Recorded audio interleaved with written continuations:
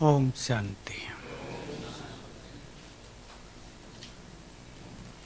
सभी को अपना महान लक्ष्य याद है। कौन सा महेश बाबू? बाप समान बनने का तो बड़ा भारी है, थोड़ा छोटा बता दो। सदा खुश रहने का, अच्छा। विश्व कल्याण का, बहुत अच्छा। और इधर बहनों का क्या लक्ष्य? महान लक्ष्य। बोलो बोलो, हॉस्पिटल वाले सदा हैं आप, जोर से बोलो। बाप समान वो तो बड़ा है, उसकी चर्चा हम नहीं करेंगे अभी, उस पे चर्चाएं बहुत हो भी चुकी हैं। हमारा अपना जीवन भी संसार के लिए आदर्श, हमारी स्थिति संसार के लिए सहारा, हमारे वाइब्रेशंस संसार को दुखों से मुक्त करने वाले। एक बहुत अच्छे महावाक्य के साथ आज चर्चा शुरू करेंगे। बाबा ने कहा, जब तक तुमने सभी को दुखों से मुक्त नहीं किया, तुम अपने घर नहीं जा सकोगे। जब तक तुमने सबको दुखों से मुक्त नहीं किया, तुम घर नहीं जा सकोगे। किस किस को अच्छी लगी ये बात? ठीक है, बस ठीक है। अच्छी लगने का मेरा प्रश्न का मतलब समझ गए ना सब? अच्छी तो है ही। किसी को बहुत अपीलिंग होती है कोई चीज कि हमें ये महान कार्य करना है, तो अपने को लंबा काल दुखों से मुक्त रखना है। दुख तो संसार में बढ़ता जा रहा है, आप सब भी जानते जाते होंगे। अनेक आत्माओं के संस्कार उन्हें दुखी कर रहे हैं। पाप कर्म जो मनुष्य कर लेता है, जब वो करता है तो सोचता नहीं कि उसका फल भी भुगतना पड़ेगा। जब वो सामने आते हैं, वो भी आत्माओं को आजकल बहुत पीड़ा दे रहे हैं, बड़ा कष्ट दे रहे हैं। हमें सबको मदद भी करनी है, पीछे जो बाबा कह आए, और स्वयं को सुरक्षित भी करना है। आज की मुरली में भी था, तुम इस खेल को साक्षी होकर देखते हो, इसलिए अचल अडोल रहते हो। खेल पूरा हो रहा है, दुखों का तूफान तेजी से बढ़ता जा रहा है, पाप भी बढ़ रहा है। हमें ध्यान देना है, हमारे अपने संस्कार हमारे दुखों का कारण न बन जाएं। कई आत्माओं का सब कुछ ठीक होता है, लेकिन अपने संस्कारों से ही बहुत दुखी रहते हैं और दोष देते हैं दूसरों को। इनके कारण हमारी स्थिति अच्छी नहीं रहती। हमें किसी को दोष न देकर अपने संस्कारों को चेंज करना है, अपने विचारों को चेंज करना है। तो एक बहुत अच्छे अभ्यास को करेंगे हम अब आगे के दिनों में, और वो है, मैं स्वराज्य अधिकारी हूं। इसमें बाबा की दो बातें प्रैक्टिस में लाएंगे। स्वराज्य अधिकारी माना हम मालिक हैं, मन के मालिक, बुद्धि के मालिक और संस्कारों के मालिक। दो विशेष बात पर इस बार प्रैक्टिस करनी है। बाबा की मुरलियों में पीछे आ चुका है। मन में वही संकल्प उठें जो हम चाहते हैं, संस्कार वही कार्य करें जो हम चाहते हैं। ऐसा ना हो वो संस्कार काम कर रहे हों जो हम चाहते ही नहीं। ख्याल करना इस बात पर। हमारे मन में वही विचार संकल्प उठ रहे हैं जो हम चाहते हैं, या वो उठ रहे हैं जो हम नहीं चाहते। इस पर बहुत अच्छी प्रैक्टिस करने की जरूरत है। तो मैं स्वराज्य अधिकारी हूं, कर्मेंद्रियां भी कंट्रोल में चलें, कर्मेंद्रियों पर शासन होगा तो क्या फायदा होगा? मुरली में था, वरदान में था कुछ दिन पहले, तो साथियों पर क्या हो जाएगा? साथियों पर किसी के साथ 2 लोग काम करते हैं, 10 करते हैं, 100 करते हैं। जो स्वयं पर शासन करेंगे, कर्मेंद्रियों पर जिनका शासन होगा, उनका साथियों पर सहज ही शासन हो जाएगा। करने की जरूरत नहीं पड़ेगी, सहज ही सब साथी उनकी बात मानेंगे, सम्मान देंगे, आज्ञाकारी होंगे, ठीक ठीक चलेंगे। कर्मेंद्रियों पर हमारा शासन हो, संस्कारों पर हमारा शासन हो। सब चेक करेंगे बहुत अच्छी तरह, मेरा कौन सा संस्कार वो है जो नहीं होना चाहिए। चेक करेंगे, कुछ संस्कार निकाल लें जो नहीं होने चाहिए, ताकि सबको चेक करना इजी हो जाए। और कर्मेंद्रियों का कोई भी रस मुझे ये नहीं होना चाहिए, ऐसी आज बहुत अच्छी चेकिंग स्वयं की हो जाए। बोलो, बोलेंगे अब सब? संस्कार जो नहीं होना चाहिए, एक मैं सुना देता हूं, छोटी सी बात। किसी में संस्कार होता है बहुत बोलने का, बिना बोले चैन नहीं। अपनी बात एक बार सुनाने के बाद 10 बार सुनाएंगे। वो समझते हैं दूसरों को समझ में नहीं आती, तो 10 बार सुनाना पड़ेगा। ऐसा संस्कार बताओ। ठीक बात। जल्दी ही मूड ऑफ करने का संस्कार। और बोलो, ज्यादा सोचने का संस्कार, बहस करने का संस्कार, छोटी छोटी बातों में परेशान होने का संस्कार। और बोलो, अब बहनों की ओर से नहीं पता? दूसरों की गलतियों का बढ़ा चढ़ाकर वर्णन करने का संस्कार। पीछे वाली बोलो बहने।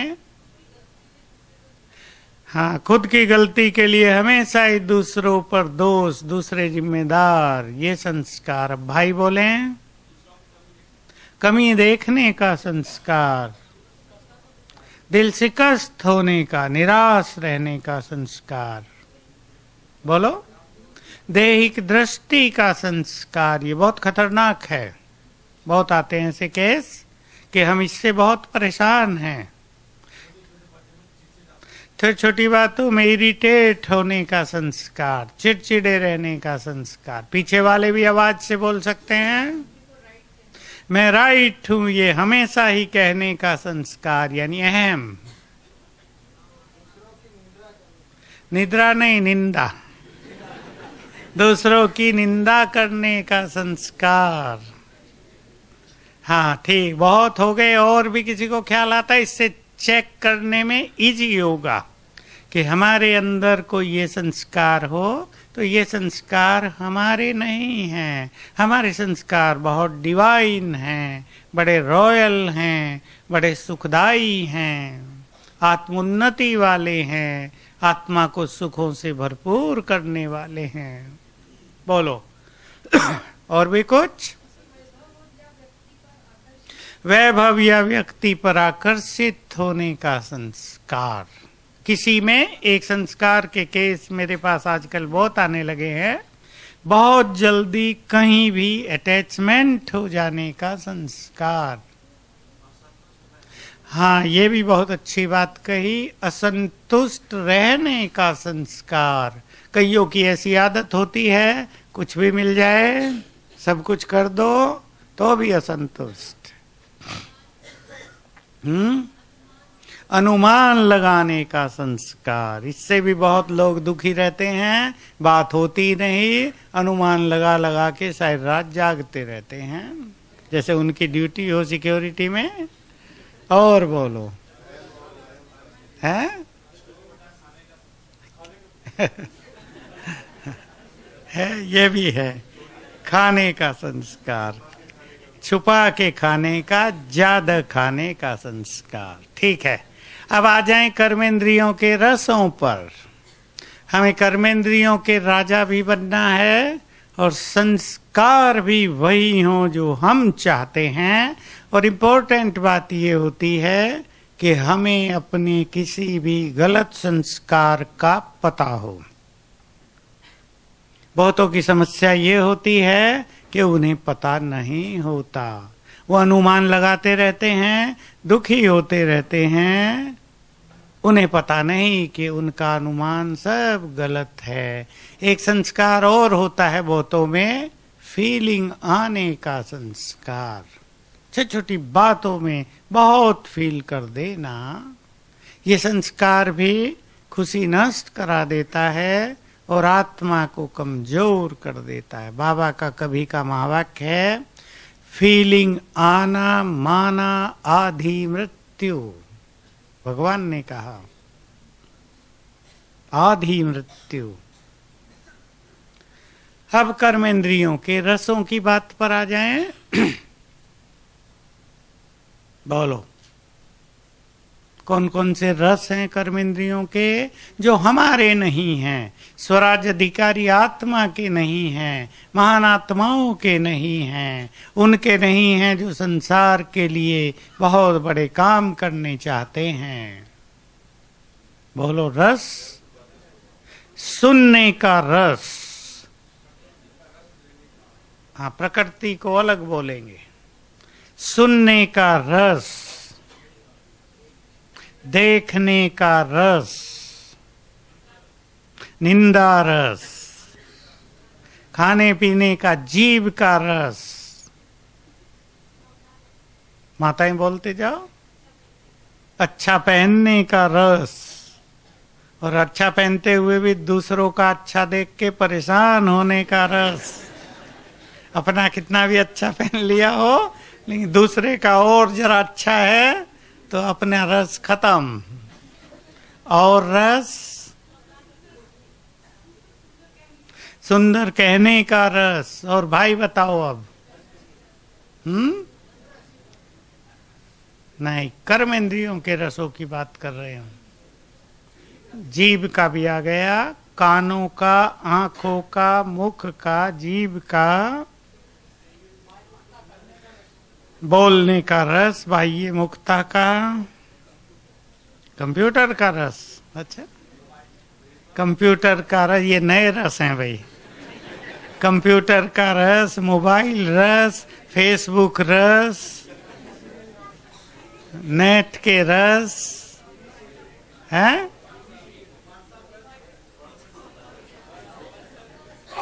ये सुना नहीं। शॉपिंग का रस, दूसरों से अपनी महिमा सुनकर रस है। घूमने का रस, ये भी ठीक बात है, ठीक है, ये भी एक है। तो ये सब रस हैं। अपने को बार बार देखने का नहीं, ये भी रस होता है। बार बार शीशे के आगे जाते हैं कई, बाल सिर पे हो या ना हो, कंघा बार बार घुमाएंगे। ये सब रस हैं। अभी हमें रस कौन सा होना चाहिए? बाप को देखने का रस, बहुत अच्छी बात कही। दूसरा रस, मुरली का रस, बहुत सुंदर। तीसरा रस, सुंदर चिंतन का रस। मैंने एक बोलेंगे, हाथ उठा के तो सुनेगा। और बोलो, स्वमान को बार बार अभ्यास करने का रस, बहुत अच्छा। इनमें रस आता है ना, मुरली सुनने में भी रस आता है।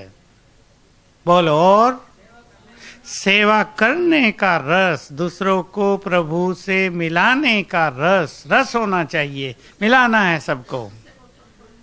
किसी को संतुष्ट करने का रस, क्या क्या रस होने चाहिए, तो बहुत रस निकल गए। सेवा रस, ये अच्छे रस हैं। सेवा करने का रस, बाबा के गीतों को सुनने का रस, ये भी बहुत अच्छा। देखो बहुत लोग सुनाते हैं, एक बात सुना दूं फिर आप सुनाना। बहुत लोग सुनाते हैं, हमारे घरों में लड़ाई झगड़ा होता था, थोड़ी अशांति रहती थी, हमने पीस ऑफ माइंड चैनल लगवा लिया, शांति हो गई। है वही टीवी, लेकिन उस पे बाबा के विजन्स आते हैं, अच्छी क्लासेज आती हैं। जो बिल्कुल कुछ नहीं सुनते थे, ये टीवी चैनल ने बहुतों को बाबा का बना भी दिया, बाबा की ओर अट्रैक्ट करा दिया।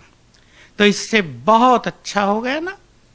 तो ये भी रस हुआ, रस बदल गया, वही टीवी देखने का रस। अब वो बच्चों को भी दिखाते हैं, ये अच्छा प्रोग्राम है, इसको देखो। कौन सा बोला आगे रस? हाँ बोलो। बाबा का संदेश देने का रस। तुम बोलो, छोटा स्टूडेंट बोलता है मुरली सुनाने का रस। ये किसी ने नहीं बताया था भाई, सबसे छोटी कन्या ने बताया। तुम सुनाती हो क्या मुरली? नहीं सुनाती। वाह, किसने पढ़ाया क्या, पड़ोसी ने? नहीं, ठीक है, बहुत अच्छा।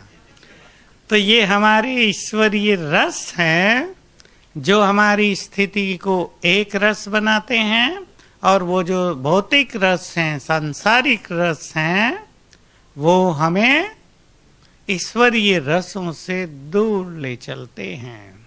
मान लो किसी को जीव का रस है और अच्छी अच्छी चीजें खाने की इच्छा होती है उसके कारण, तो सूक्ष्म रूप से ऊपर से बुद्धि योग टूटता जाएगा।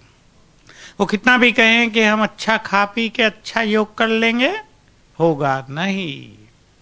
क्योंकि योग और एकाग्रता का संबंध हमारे त्याग से है, त्याग और वैराग्य से है।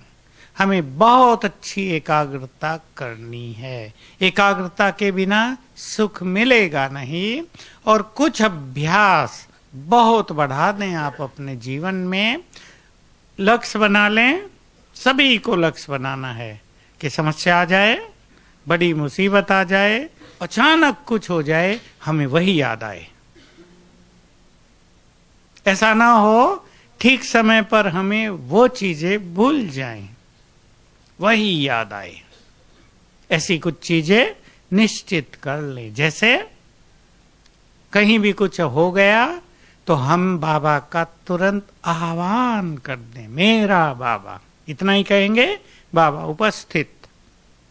बाबा ने वचन दे दिया है ना, प्यार से। प्यार पहले से ही हम बाबा से रखेंगे, उस टाइम तो प्यार की बात नहीं होती, उस टाइम भावना की बात भी नहीं होती, लेकिन पहले से ही भावनात्मक रूप से और अति प्यार से हम बाबा से जुड़े रहेंगे। बस आदत पड़ी होगी बाबा, और बाबा उपस्थित, और बहुत बड़ी सुरक्षा हो जाएगी। मुझे ऐसे अनेक लोग अपने अच्छे अनुभव सुनाते रहते हैं, कैसे लोगों ने उन्हें तंत्र मंत्र के द्वारा भी नष्ट करने की कोशिश की, कुमारों को भी, कुमारियों को भी। और कैसे बाबा कहते हैं, उन्होंने देखा इनके चारों ओर तो कोई बड़ी शक्ति काम कर रही है, हमारा तंत्र मंत्र बेकार है इनके सामने। नमस्कार करके अपने घर चले गए। ऐसी बातें और क्या याद कर लें, बहुत प्रैक्टिस कर लें, बहुत प्रैक्टिस हो जाए हमारी देह से न्यारा होने की, ताकि हम राइट टाइम पर सेकंड में देह से डिटैच हो जाएं। मुरली पढ़ सकते हैं आप, 69 की मुरलियां हैं। अष्टरतन वही बनेंगे जो सेकंड में देह भान से न्यारे हो जाएंगे, ऐसे हो जाएंगे। तो बहुत लंबी प्रैक्टिस की जरूरत है। तीसरी एक प्रैक्टिस कर लें बहुत अच्छी तरह, जिम्मेदार बाबा है। इसको बसा दें अपने अंदर, समा दें अपने चित्त में, जिम्मेदार बाबा है। चौथी बात समा दें, भगवान ने कह दिया है मैं हूं, तुम चिंता न करो, बेफिक्र बादशाह बन जाओ। भगवान गारंटी ले रहा है, तुम बेफिक्र बादशाह रहो, मैं हूं, ये फकुड़ ले लो, भगवान साथी है। और एक बात ले लें, समय कल्याणकारी है, मेरे साथ सब कुछ बहुत अच्छा ही होगा। पक्का कर दें इन बातों को, और इतना पक्का कर दें कि नेचुरल हमारी कॉन्शियसनेस में, हमारी स्मृतियों में घूमने लगे। हमें इसके लिए सोचना ना पड़े, तेजी से ये चीजें घूमे। साथ साथ ये भी ध्यान रखना सभी को, अपना पुण्यों का खाता बहुत बढ़ाते चलें। ध्यान देना इस बात पर। पाप पहले ही बहुत हैं या नहीं? पाप पहले ही बहुत हैं पूर्व जन्मों के, पुण्य ही हमारी सुरक्षा करेगा। मुझे याद आ गया, बहन जी बैठी हैं, अमर ज्योति बहन, इनकी कहानी याद आ गई मुझे। इनकी मारुति पीछे से ट्रक के नीचे घुस गई और ये बच गए, ऊपर का उड़ गया सारा। और बस वो ऐसा सीन था, इन्होंने मुझे रात को फोन किया, अब याद आ रहा है तो डर लगता है। तब तो निकल गए ना बाबा बाबा करके, बाबा ने बचा दिया, लोग आ गए, मदद कर दी, बाबा की बहुत मदद हो गई। लेकिन वो एक सेकंड का खेल था, ये सारे के सारे खत्म हो जाते। अभी की बात है, किसने बचाया? हाँ, बाबा के साथ पुण्य कर्म। देखो, बाबा का अट्रैक्शन भी उधर ही है जिधर पुण्य बहुत है। जिधर पाप है उधर बाप होता ही नहीं, वो दूर चला जाता है, उसकी मदद मिलती ही नहीं। तो सभी पुण्यों का खाता भी बहुत बढ़ाएंगे। अगर हम एक श्रेष्ठ योग की स्थिति को प्राप्त करना चाहते हैं और उसके 4 पिलर बनाएं, वो पिलर नहीं जो हमारे चित्रों में हैं, 4 पिलर। कौन कौन से बनाएंगे? उससे आगे के अब एडवांस 4 पिलर सबको याद है ना योगी के? ब्रह्मचर्य, सत्संग, शुद्धन, दैवी गुण, ये 4 हैं। अब इसे आगे बनाओ। एक उसमें पिलर होगा पुण्य कर्म। जिसके पुण्य ज्यादा हैं उसका योग सरल होगा। ठीक बात है या नहीं? पाप आत्माएं कितनी भी मेहनत करें, उनका मन भटकता ही रहेगा, बल्कि योग करना टेंशन हो जाएगा उनको, योग ही नहीं लगता, योग ही नहीं लगता। दूसरा पिलर बनाएंगे बहुत अच्छी पवित्रता, विचारों की शुद्धि, शुभ भावनाओं से भरा हुआ चित्त, प्रेम से भरा हुआ चित्त, ये सब प्योरिटी में आता है। तीसरा पिलर बनाएंगे, अब 2 और बनाने। श्रेष्ठ स्वमान। स्वमान की सीट पर रहने वाले, बाबा का बहुत अच्छा महावाक्य है, जो बच्चे स्वमान की सीट पर सेट रहते हैं, ज्ञान सूर्य की किरणें उनकी छत्र छाया है। अब चौथा पिलर और बताओ, कई निकालो, उसमें से एक चुनेंगे। दुआएं और हैं, साक्षी, निरंकारी, और बताओ, अभी नहीं आया, बोलो। शुभ भावनाएं प्योरिटी में आ गई। और बोलो, श्रेष्ठ चिंतन, यानी इससे होगा ज्ञान का बल। क्योंकि मन में जितने सुंदर विचार होते हैं, मन उतना ही शांत और एकाग्र होता है। मन खाली है तो मन एकाग्र नहीं हो सकता है। तो हम ये चारों पिलर भी बनाएंगे अपने जीवन में बहुत स्ट्रांगली, और जो 5 चीजें हमने चर्चा की उनको बड़ा नेचुरल करेंगे अपने जीवन में, ताकि हमें अंतिम समय में या विनाश काल में या अचानक कुछ भी आ जाने पर वही याद आए, बाकी कुछ नहीं। शास्त्रों की तरह नहीं, भक्ति की तरह नहीं कि वो अजामिल मरने लगा, उसके लड़के का नाम था नारायण, उन्हें नारायण को पुकारा, ऊपर वाले नारायण ने सोचा मुझे पुकार रहा है, मुक्ति कर दी। ऊपर वाला नारायण इतना समझता नहीं था कि मुझे नहीं अपने को पुकार रहा है, ऐसे नहीं होगा। हमें कैसी कथाएं लिख दी हैं पुराणों में भी, भगवान को इतना पता नहीं कि वो ऊपर से बहेलिया नीचे उतर रहा था, पेड़ से पत्ते तोड़ तोड़ गिर रहा था, शिव ने सोचा मेरी पूजा कर रहा है, ऊपर से उतरा तो सोचा है पत्थर है इस पे पैर रख लूं, शिव ने सोचा है तो पूरा ही चढ़ गया मुझ पे। मैंने कहा शिव ऐसे भोलेनाथ नहीं है, बहुत बुद्धिमान भोलेनाथ हैं। तो हमें अंत में बहुत अच्छी स्मृति रहे, केवल अंत में नहीं, पहले भी। और अंत की बात क्यों बाबा करते हैं? बहुत करते हैं। ऐसा अभ्यास करो अंत में सिवाय बाप के कुछ भी याद ना आए। क्यों इतना अंत को महत्व दे रहे बाबा? बोलो। अंतिम स्थिति पे मार्क्स मिलेंगे, विनाश सामने खड़ा है। और बोलो। अंतमते सोगते। और बोलो। पेपर 1 सेकंड का होगा। और किसी को याद आता है कुछ?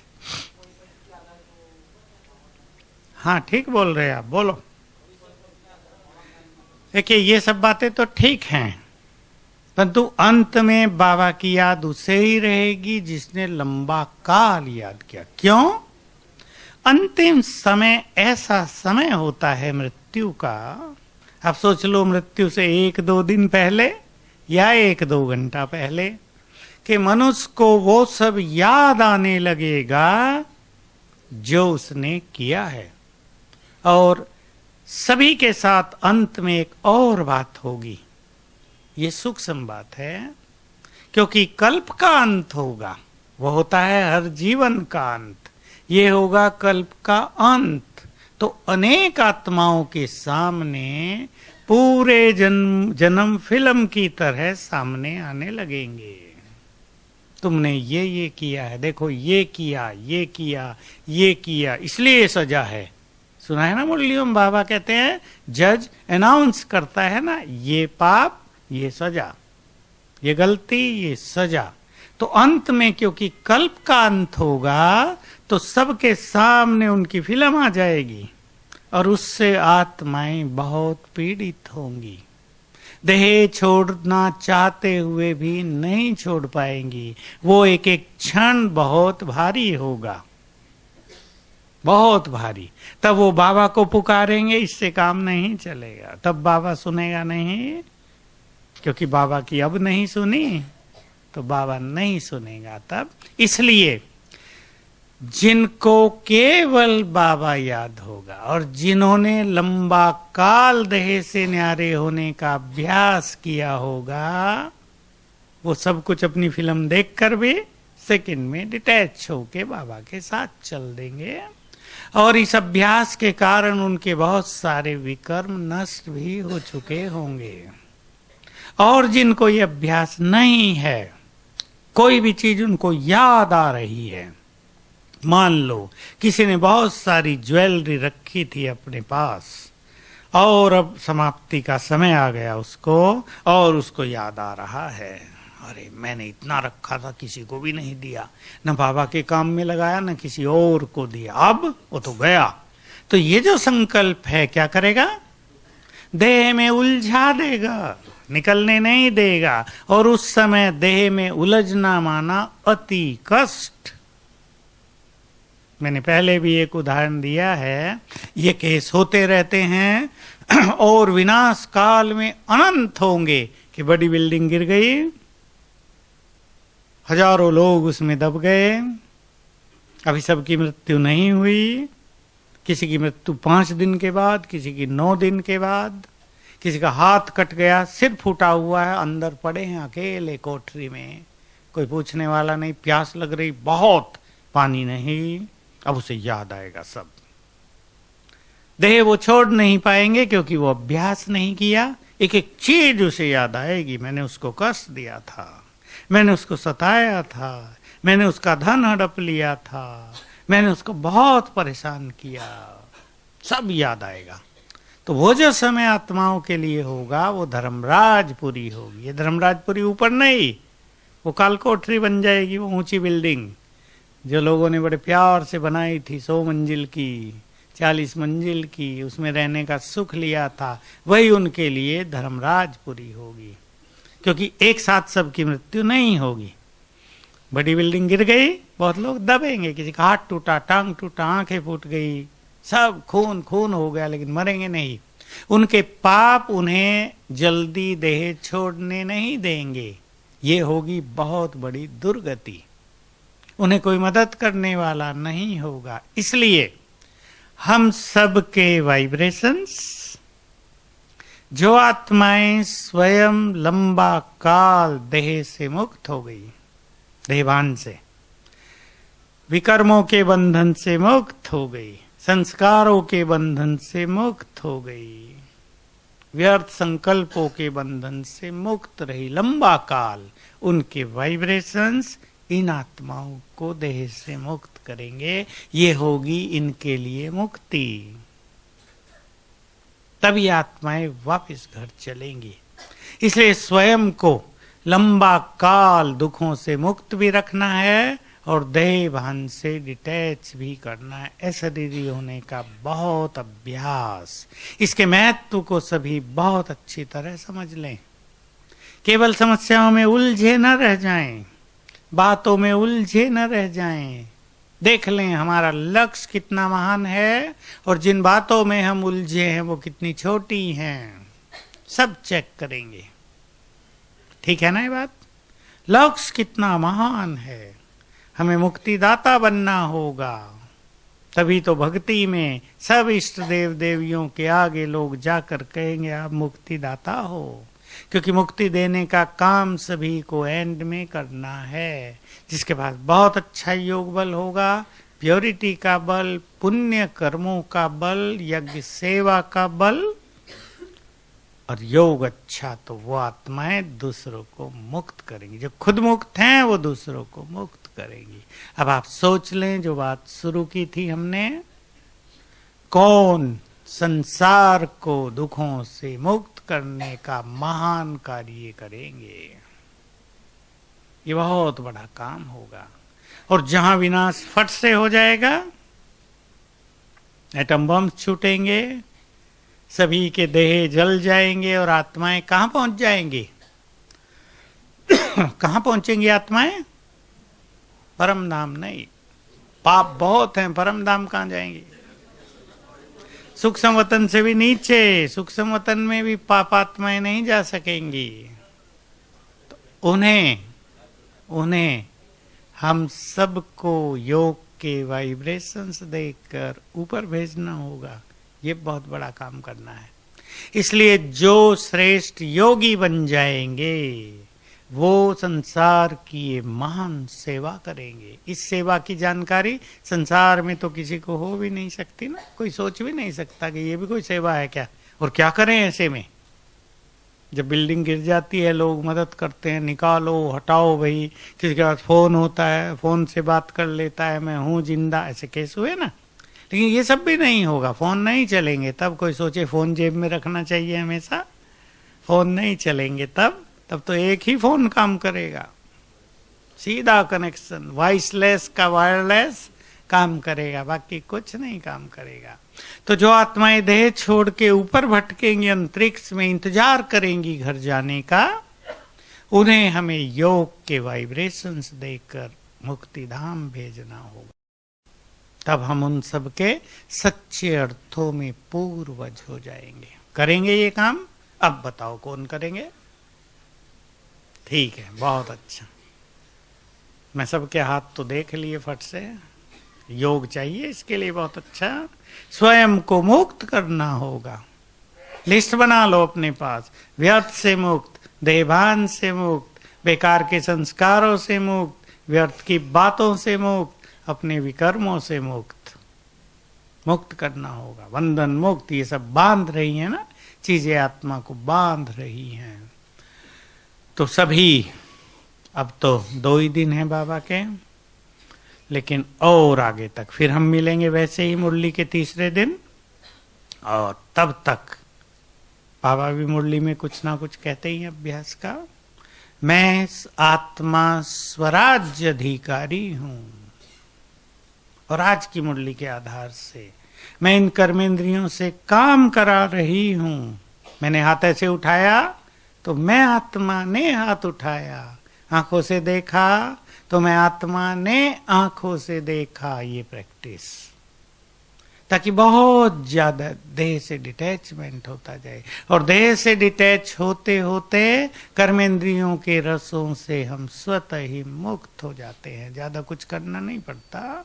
देह भान से डिटैच माना सभी बंधनों से डिटैच, मुक्त हो जाते हैं। ये 2 अभ्यास स्वमान ले लें, इसी से जोड़ेंगे स्वमान।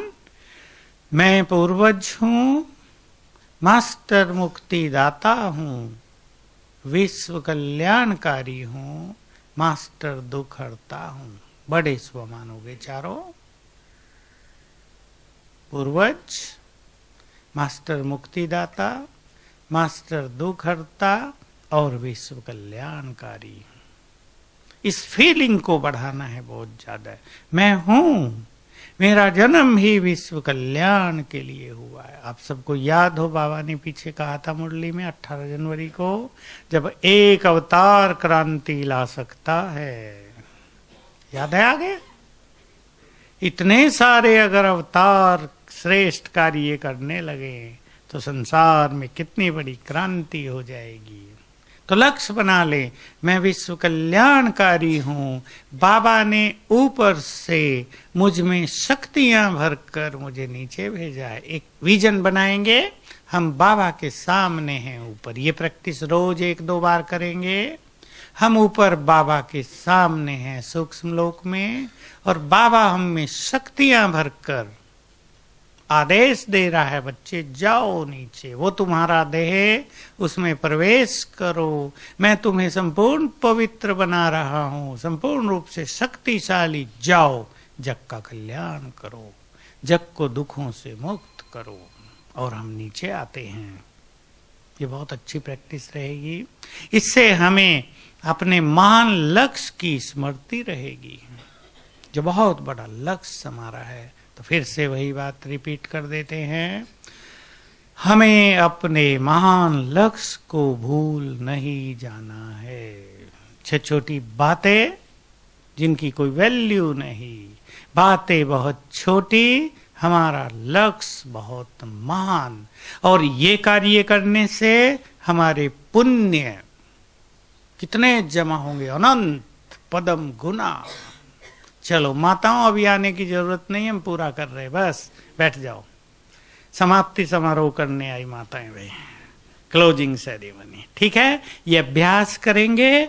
और कल और परसों, कल यही मैं स्वराज अधिकारी हूं, और परसों वही मेरे जैसा भाग्यवान कोई नहीं, स्वयं भगवान मुझसे मिलने आ रहे हैं।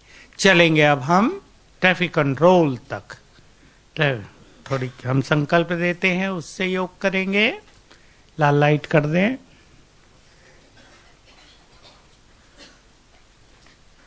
ले चलें अपने को सूक्ष्म लोक में।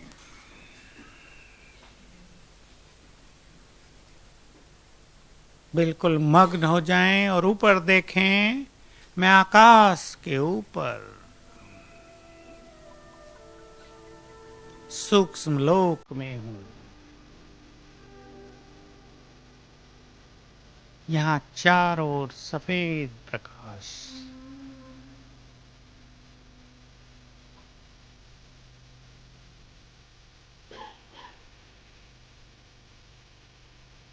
मेरे सामने बाबा, बाप दादा, बिल्कुल हम दोनों आमने सामने खड़े हैं।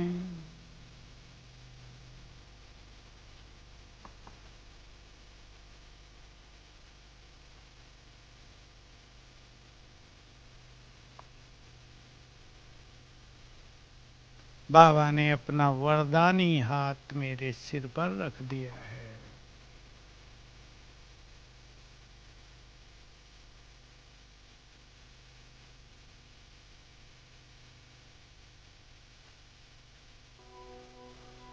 और बोले, बच्चे, मैं तुम्हें अपनी सारी शक्तियां दे रहा हूं। संपूर्ण पवित्रता से तुम्हारा श्रृंगार कर रहा हूं।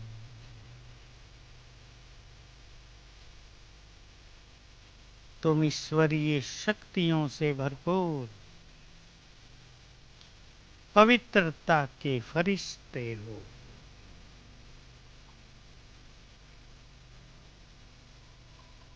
जाओ इस धरा पर अपने देह में अवतरित होकर संसार के कल्याण का महान कार्य करो।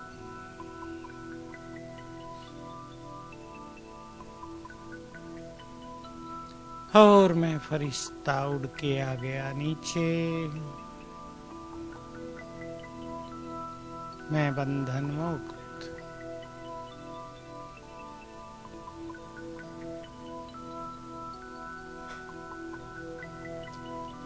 ऊपर से बाबा की शक्तियों की किरणें मुझ पर पड़ रही हैं।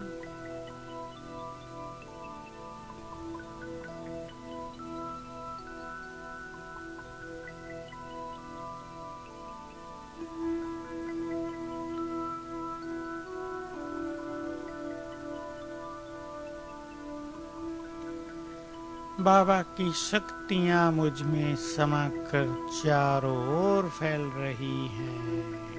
और संकल्प कर दें, सभी आत्माएं दुखों से मुक्त हो जाएं।